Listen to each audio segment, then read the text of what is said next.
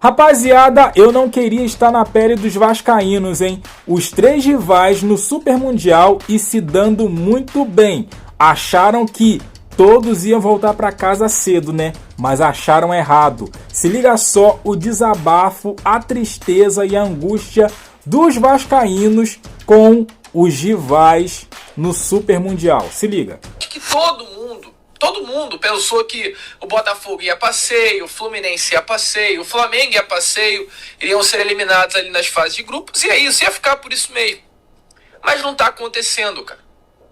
Os caras, eles estão indo, eles estão ganhando dos gigantes europeus, eles não estão indo nitidamente a passeio, estão indo pra ganhar, cara. E aí o torcedor vascaíno se depara com um sentimento muito ruim. O sentimento de ver os três maiores clubes do Rio estando presentes lá e o Vasco não estando já é ruim. Agora, depois do que eu, Lucas, senti vendo o jogo do Flamengo hoje à tarde, é um sentimento pior. Porque, volto a repetir, os caras estão indo e estão ganhando. E aí eu, Lucas, começo a me deparar com a realidade do Vasco.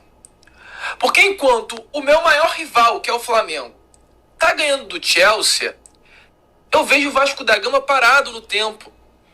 Eu queria até ter gravado esse vídeo com a camisa do Vasco da Gama de 1998, que é uma camisa que eu, Lucas, gosto muito de gravar quando o Vasco vive grandes momentos, porque é a maior camisa, né, da história do Clube de Regatas Vasco da Gama.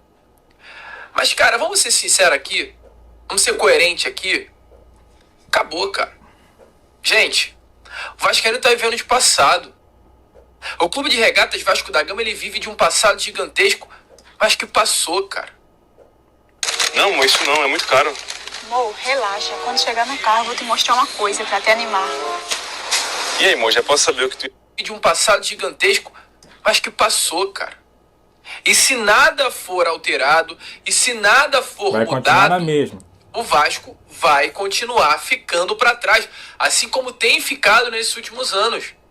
Eu lembro muito bem que lá em 2010, 2008, quando eu ainda estava na época de colégio, e via amigos brincando sobre títulos, né, principalmente ali em 2012, e aí vinha um tricolor falar do título brasileiro, aí vinha um flamenguista falar do título brasileiro, eu falava da Libertadores, pô, mas o meu time ganhou a Libertadores em 98, cara, mas em 2010, a Libertadores era 12 anos atrás, amigo.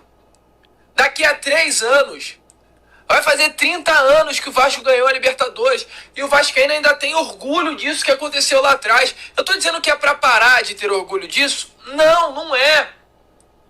Mas, cara, tá na hora de virar um pouco a chave. Tá na hora da gente querer algo pra agora e esquecer do passado. O passado, o Vasco é gigante. Mas, amigo, passou. Passou. Tá na hora de mudar, tá na hora de virar a chave, tá na hora, e aí eu vou falar sobre mais o atual, de a gente querer Lloyds Augustos, de parar de querermos Benjamins Garrés, se é que você me entende. Aí você abre o noticiário do Vasco, você abre um GE, você abre um Lance, você abre um canal do Gigante Vasco e você vê eu, Lucas, falando sobre Gabriel Pirani, com todo o respeito do mundo. Mas, cara, tá na hora dessas pessoas de dentro do Vasco passarem a querer uma nova realidade pro Vasco da Gama. E esse Mundial de Clubes, ele vai representar um divisor de águas no Brasil. Eu falei sobre isso na Acorda Vascão. Vai representar um divisor de águas no Brasil. Vai mudar a parada toda. E o Vasco da Gama, de uma forma geral, a diretoria, o departamento de futebol, o presidente Pedrinho, todos que fazem o futebol do Vasco precisam entender essa mudança.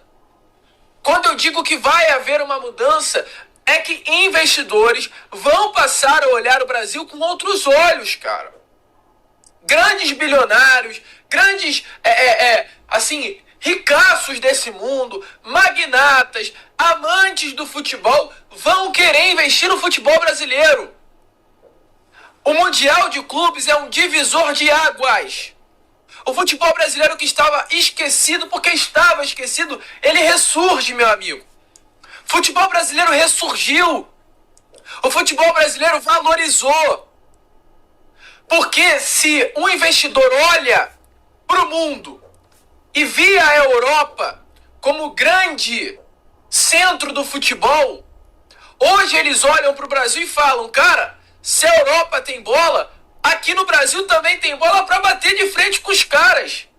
Então por que eu, como investidor, vou botar 10 bilhões num clube da Europa, se eu posso oferecer 1 bilhão, 2 bilhões para um clube aqui do Brasil, ter uma torcida gigantesca e ainda bater de frente com esses caras, eu vou pro Brasil.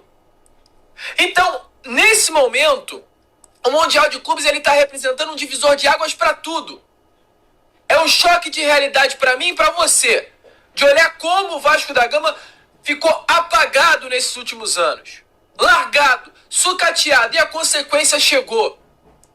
E acima de tudo, amigo, quando acabar esse Mundial de Clubes, eu, Lucas, você, amigo vascaíno, não vai mais bastar para você uma simples vitória contra o São Paulo no Morumbi, uma simples vitória contra o Corinthians na Neoquímica Arena. O vascaíno quer mais. Se já havia no torcedor vascaíno um sentimento de necessidade de coisas grandes, nesse momento, diante do que está acontecendo no Mundial de Clubes, esse sentimento de necessidade por coisas grandes se torna ainda maior. Então o desejo do vascaíno não é mais apenas, a gente quer isso, mas eu tô falando que isso não vai bastar, e olha o que eu tô te falando, é a realidade, não vai bastar mais pro Vasco da Gama estar numa Libertadores do ano que vem. O vascaíno quer ganhar a Libertadores e tá no Mundial em 29, jogando de igual para igual com os caras. Cara, tem que dar graças a Deus ao Flamengo, Fluminense, Palmeiras e Botafogo. Se os investidores chegarem, tem que dar 10% de comissão para esses 4 clubes aí, tá? E tem outra. Você acha mesmo que os investidores, se chegarem aqui no Brasil, vai investir em times sem potencial? Não estou dizendo que o Vasco não tenha, mas será que o investidor vai vir de lá de fora e vai falar assim, pô, vou investir no Vasco, tendo Flamengo e Palmeiras como os principais daqui do Brasil, e tendo o Botafogo e Fluminense, que foi lá também? Então, assim, eu até entendo e concordo em parte com o que ele falou sobre investidores, sobre abrangir a visão, né, para o futebol brasileiro. Só que os investidores vão chegar aqui para botar dinheiro em clube potencial, cara. Vão patrocinar clube em potencial, né? Se tratando de campo e bola, cara, é muito interessante, cara, que, assim, ele não disse nada, mas eu tenho certeza que a maioria dos vascaínos estavam secando. Os três que estão lá, os vascaínos estavam secando. Na verdade, ele falou, né, que achava que era bate e volta, né? Que Flamengo, Botafogo e Fluminense ia bater lá e ia voltar. Só que achou errado, irmão. Achou errado. Os três estão dando show. Os três ergueram a cabeça e estão enfrentando os adversários de peito aberto. Achou errado. Achou errado. Então tá aí o desabafo, a tristeza, a angústia dos vascaínos, cara.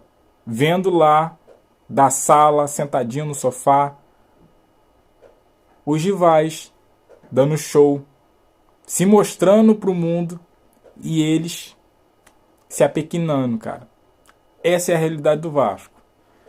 Essa é a realidade do Vasco. Fernando Diniz chegou, mudou um pouquinho a história, mas realmente eu concordo com ele também, com esses jogadores aí, o Vasco não vai sair muito do lugar, não. Né? E eu não estou fazendo um deboche. É a realidade. É uma crítica construtiva. Mas eu quero saber de você o que você achou. Deixa aqui o seu comentário, deixa aquele like, se inscreva, compartilha. E eu fico por aqui, até a próxima. Valeu!